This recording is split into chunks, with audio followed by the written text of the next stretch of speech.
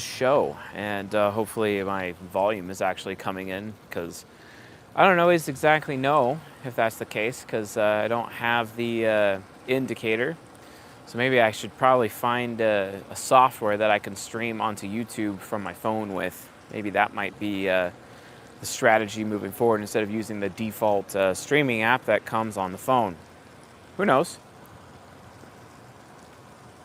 But at least the picture's coming in through. I got myself a Laranja Scuro this evening. It's very exquisite. Very happy to have that. Just kind of sad that Espinosa, as a company, kind of screwed over my supplier of tobacco. So I'm going to just have to get over myself, basically. And which I will. I will definitely get over myself. So yeah, today's episode, Season 18, Cognitive Mechanics. We're discussing the 4 variants of the Octagram, but specifically the individual variants themselves, regardless of the 16 personality types. That's what we have been discussing. And that's cool. It's pretty awesome. It's happening. Of course, we've been doing Season 32 in the Journeyman section, which a lot of you are aware of already.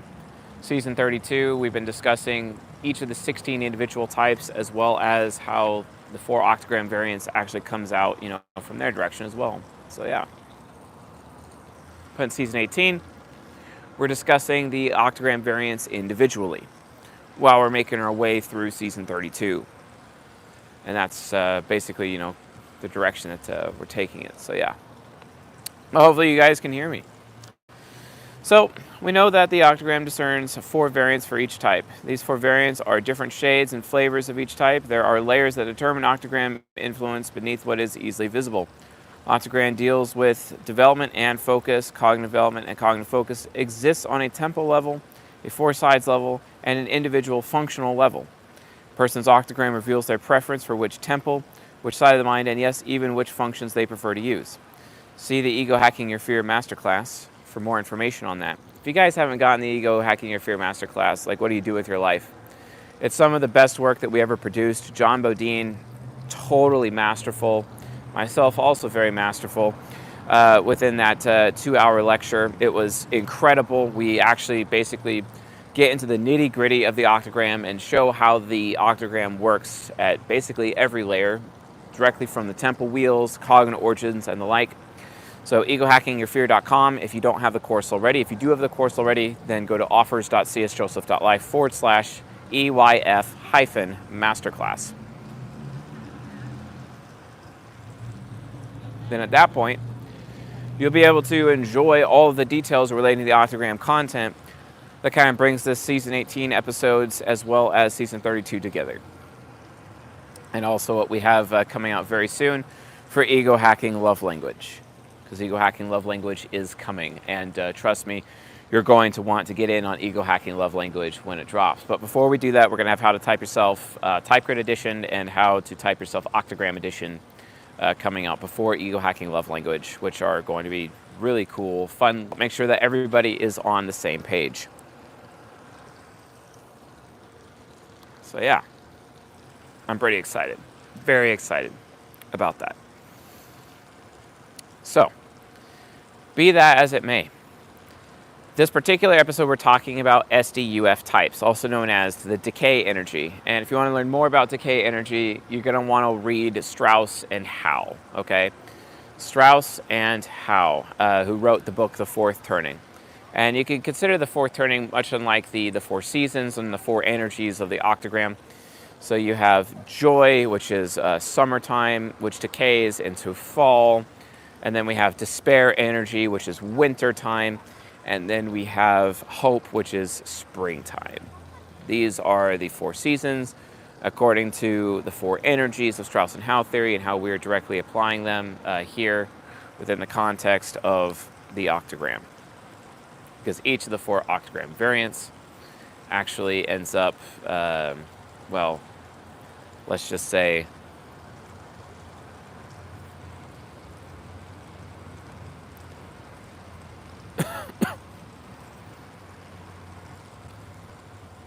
let's just say that it all just runs together. And we're discussing decay energy today. Decay energy, it's still a, SDUF as a mind state, it's still a temporary mind state. It is still unconscious focused, and unconscious focus oftentimes becomes a serious problem. Or many times, oftentimes becomes a serious problem. So decay energy definitely comes from, having this amazing childhood, and then the thing is that you as a person, you are kind of basically in the situation where you're enabled in the wrong things. It's like your parents cheering you on for being great at video games, cheering you on for gaining weight. I actually had that experience as a child. My grandmother would cheer me on for gaining weight, and I just wish she would stop. It was just this ESFJ thing. She just thought it was like some kind of game or whatever, and honestly, let's be straight, it was pretty embarrassing and not exactly a fun situation. Not by any stretch of the imagination. So, great. So unconscious focus being a temporary mind state, ultimately, and remember, as children, we present as subconscious because we're trying to utilize our childhood to actually become subconscious focused. We want to develop our neural pathways in such a direction where we become subconscious focused. That's ultimately the point. That's ultimately where we're going. And then unconscious focus comes as a result of survival mode. And these people have this rude awakening. It's what John Bodine calls the rude awakening octagram variant. And it's like, okay, hey, I finally made it to adulthood, but I don't have any of the skills needed to actually be an adult. And this is ultimately what creates unconscious focus, because the brain is like, oh crap, I need wisdom. I should have had wisdom by now. I don't have wisdom. I'm not going to survive without wisdom. So I'm going to focus everything I have on utilizing my shadow functions in order to gain the wisdom from my critic function in order to facilitate that particular situation. And it makes sense, and rightfully so. Thing is, though, is that, like, as difficult as it is to be around UDUF types, I've noticed in life it's actually pretty difficult to be around SDUF types. Like, really difficult, because, I don't know, sometimes I get the feeling, and this could be my own personal bias, but sometimes I get the feeling that SDUF types kind of come off like pretty extra entitled in general. And I have noticed in some cases that they bother me, but ever since becoming UDSF myself recently, and finishing that shift from UDUF to UDSF, although I have to make a conscious choice to maintain UDSF on a regular basis, I was actually UDUF for a good portion of last week due to the difficulties that I was facing last week from that point of view. But, SDUF types don't really bother me as much as they used to.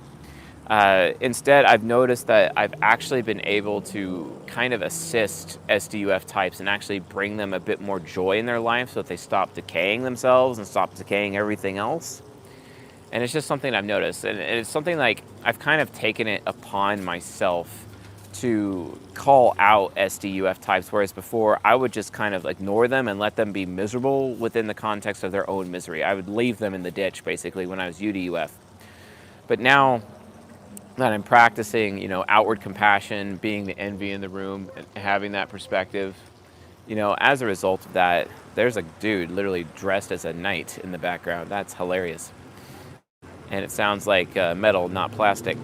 But the point is, nowadays, they don't bother me as much as they used to, and I've been able to show them a lot more compassion and kind of help them along their way into trying to get back into subconscious focus, which is a more permanent mind state, So granted, we can't really change our cognitive development unless we suffer brain trauma. And I know there's a few of you in the audience that actually disagree with me on that point. But seriously, I just haven't really noticed it in my life or in the field, from that capacity. I haven't noticed it. I haven't noticed it at all. Without brain trauma, I'm just not seeing development change. But focus can change, and that's really based on, what paradigm you're in as an SDUF type. But that decay energy, it's like, you enter into adulthood, and it's like all of a sudden you have all these adult rules that you never had to deal with as a child. And what these types end up doing as they're in their state of decay, they end up decaying the rules, they end up decaying the boundaries. And it's so funny because you notice SDUF types oftentimes don't have boundaries themselves. It's one of the most interesting things that I've noticed about them. They just don't have boundaries themselves, because from their perspective, it's like they're resentful that boundaries exist. They are resentful that responsibilities actually exist. And they carry that resentment with them basically everywhere they go in their life. And it's pretty frustrating.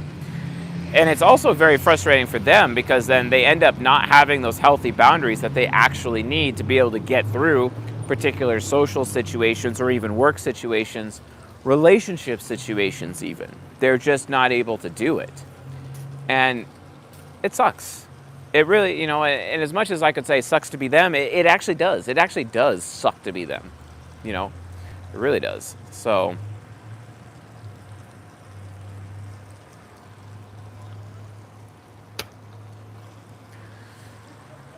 I mean, yeah, that night, he's missing his sword. You know what I'm saying? He don't have a sword, right? So, anyway, maybe, and honestly, that night guy, he probably is SDUF. Let's be straight, We just saw an example of SDUF in public, in its natural habitat, naturally, So, but yeah, like, they're entitled to breaking the rules. They're entitled to destroying boundaries, basically, and breaking through boundaries, because from their perspective, why should we have boundaries? I didn't have boundaries as a child because I was so enabled, but here I am in adulthood, and all of a sudden there's all these adult boundaries. Why should I follow them? Why should I care? Why am I being forced against my will to care about being responsible, as an adult? And this is why they oftentimes take comfort in their relationships with people who are responsible, right? Who are responsible. This is why, SD types in general like being around UD types, because they see how much more responsible UD types tend to be, right? The problem is, though, is that I've noticed, like, when an SDUF type ends up with a UDUF type, they can kind of enable each other and become like this dynamic duo where it's causing problems, and it just further adds to decay, it further adds to despair, and they end up enabling each other like through this camaraderie related effect centered around unconscious focus, as they are just enabling each other's unconscious. And basically what that is, it's a form of psychological nurtural commiseration. That's literally how they're commiserating. And it's so annoying to watch. It's so annoying to watch, because the SDUF type ends up looking at the UDUF type and seeing the UDUF type as someone who's responsible. And sure, yeah, they may be responsible, but they're only responsible for themselves. The UDUF type is still ultimately a bad example for the SDUF nurture. But the SDUF nurture ends up following along with the UDUF's antics, and it ends up causing a lot of problems. Oftentimes, I have noticed SDUF types kind of basically being followers in a lot of ways, because they don't realize that by testing the boundaries, testing the rules, breaking the boundaries down, trying to, it's like they're kind of like an anarchical octagram variant, basically. They're very disorderly, where UDUF is more about like, someone who's just given up. SDUF types, I haven't given up, but why bother trying anyway? Let's just bring it all down and start over again, basically. But they haven't exactly given up, because they actually see themselves not giving up when they are breaking everything down, for other people and the like. And that can be very concerning. That can be a very sad approach for an SDUF variant. And you gotta watch out for this. You gotta really watch out for SDUF people, left unchecked, because they will eventually bring everyone else down. They will allow their nurtural irresponsibility to kind of get in the way of what other people are doing, or other people's responsibilities, other people's ability to take responsibility. It's one thing I have noticed about SDUF types. They will actually inhibit other people from taking responsibility, because they're looking to everybody else to be that source of responsibility. And it's this new way that the octagram variant nurturers actually interact with each other, basically, from this perspective. Anyway, so what exactly is SDUF? SDUF is likely a former SDSF type. To be subconscious developed requires a previous state of being subconscious developed, subconscious focused. The central characteristic of the subconscious developed, unconscious focused variant is an involuntarily breaking away from enablement. I actually met someone who I knew was SDSF, but they were SDUF. And I was so curious. This is a coaching client of mine. I was so curious, and it's like, well, wait a minute. I knew you a couple of years ago. I knew you as this person who was super joyful, super happy, and you're obviously SDUF right now. And I'm like, what happened? I had to find out. I had to investigate what happened. And you know what it was? So like I started coaching them about almost 4 years ago, just shy of 4 years ago, as when I started coaching this person. And then they were SDSF. They were super happy. They were super joyful. Everything was right as rain in their life. And they were, they were 18 when I was coaching them, and now they're 22 basically. They're totally SDUF. And I asked this person, like, okay, well, what's been going on in your life? Any big events or this or that? Well, apparently this person's parents both died, and they both died at the same time, basically. They literally lost their parents shortly after my very first time interacting with them, coaching, and they went SDUF. Because the support structure that their parents were providing this particular person was entirely necessary for them to even maintain their SDSF state until they're able to adopt new people to add to their support structure to be able to enable them so that they could remain subconscious focused. But they had their support structure involuntarily ripped out from under them, basically. And when that happened, they became unconscious focused. They became decay, and they've been acting like that ever since. And it's actually the main reason why they got coaching with me again, because they're like, what the hell do I do? I need some direction. I don't have a support structure. I don't know what I'm even doing in my life. What do I do? And it was so sad. This person's type was ESTP. So the SDUF octagram of rude awakening and results in decay because they could no longer what they could previously rely on, for example, when they were SDSF, is no longer usable. Those unusable aspects must erode for new life and new understanding to flourish. SDUF INFPs are decaying away from the beliefs and traditions they were brought up with and pushing to find their own path. Not unlike an critic, in their shadow to look for value in other places.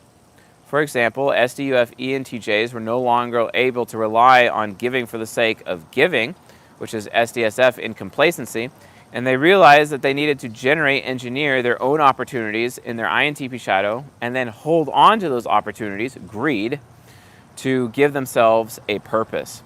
Whatever the SDUF variant was accustomed to in childhood, when they were likely subconscious developed, subconscious focus, not only no longer served them later in life, but it actually ended up hurting them, which is really sad if you think about it, like really, really sad. So beyond that, children who are coddled, overly protected, helicopter parents, which happens way too much, and are spoiled are likely to become SDUF when they are forced to be independent in the world. They will be unprepared for life. There's actually something else really fascinating about adolescence that I could actually add to this. There's something fascinating. And this is something actually that I've had to parent parents in my coaching practice for parenting sessions multiple times. Because it's so interesting because, I get parents who hire me, and they're like, okay, sometimes they're like, okay, what can I do to keep my child subconscious focused, basically? And it's really sad when they realize that their child is already UD, or they realize that their child is becoming UF, and it's like, okay, well, what do I got to do? What do I got to do? And there's this interesting phenomenon that I have observed. I'm going to, actually, you know what? I'm just going to put this over here.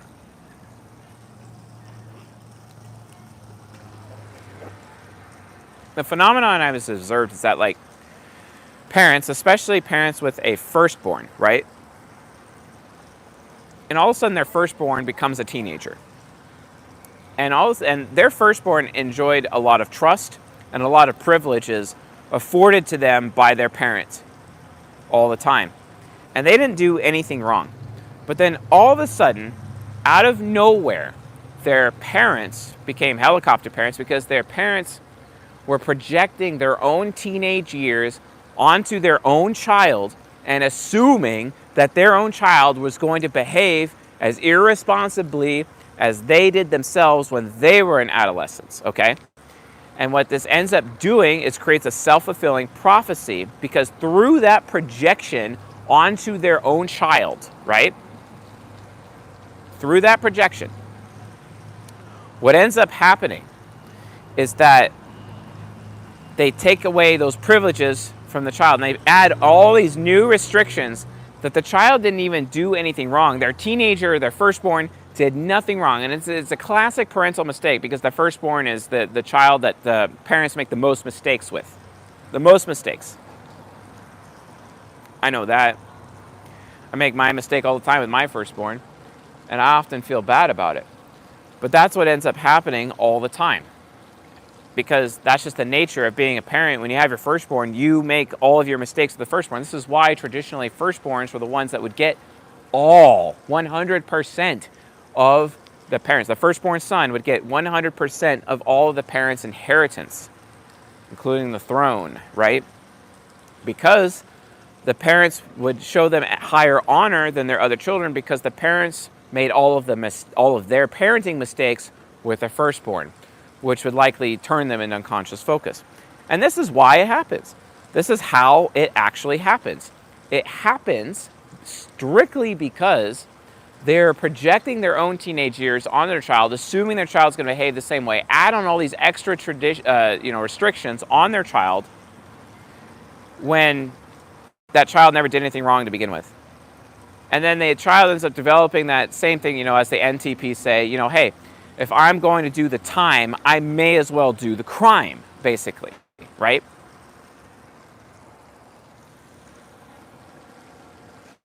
And it's really frustrating. It's really annoying. I have to keep parenting parents, basically, in my coaching practice to deal with this problem. And I say, well, here's what I'm going to do with my children. I'm going to be like, yeah, you can do whatever you want until you screw up, and then those restrictions will come. Because it's at that point that the child or the teenager has earned those restrictions, instead of having those restrictions foisted upon them by irresponsible parents, basically, which ultimately leads to unconscious focus, right? It leads to decay. If that child was already previously enabled and they were SD, well, guess what? That's how SDUF types can be created by bad parenting, by helicopter parenting, basically. It's a huge problem. And it is consistent. It's consistent in my coaching practice. And I'm like, oh my God, what the hell is going on? What the hell is wrong with people? Why is this consistently an issue? And then it ends up leaving their children unprepared for life. Anyway, not all SDUF types were coddled or spoiled. It's possible to be subconscious, developed, subconscious focused, and still have suffered. The deeper theme of the subconscious developed unconscious focus variant is the need to develop one's own wisdom and responsibility. The dive into unconscious focus hyperfixates on the critic and the nemesis function, which can rapidly develop wisdom and understanding in a person. So, for example, think of Solomon. King Solomon, the wisest man who's ever lived in all of recorded history, guess what? He is an SDUF type. Super enables a child. All of a sudden, he ends up becoming king randomly. He didn't know that that's what the plan was for his life. Apparently it was. He thought his older brother was going to be king. All of a sudden, he himself ended up king, and he started freaking out. Rightfully so. He started freaking out, which sucks. It really sucks. Sucks a lot. No. So, from that point of view, all of a sudden he's king, and he realizes, oh crap, I lack wisdom. And then God, through the temple priest, is like, hey, you can ask me anything you want. And he's like, oh my God, I want some wisdom, because there's no way in hell I'm going to be able to run this kingdom. I don't know what I'm doing. I wasn't even prepared to be king. So yeah, think of some. Ultimately, SDUF variants, if they return to SDSF, they will capture a more refined ego where their parent function learns to lead with more responsibility so that the joy of their subconscious can be more enduring. The SDUF call is for responsibility. And what would require more responsibility than learning to wield your deadly sin, unconscious focused, with wisdom, right? Anyway, so temple preference. SDUF types utilize the motivations of two sub-temples.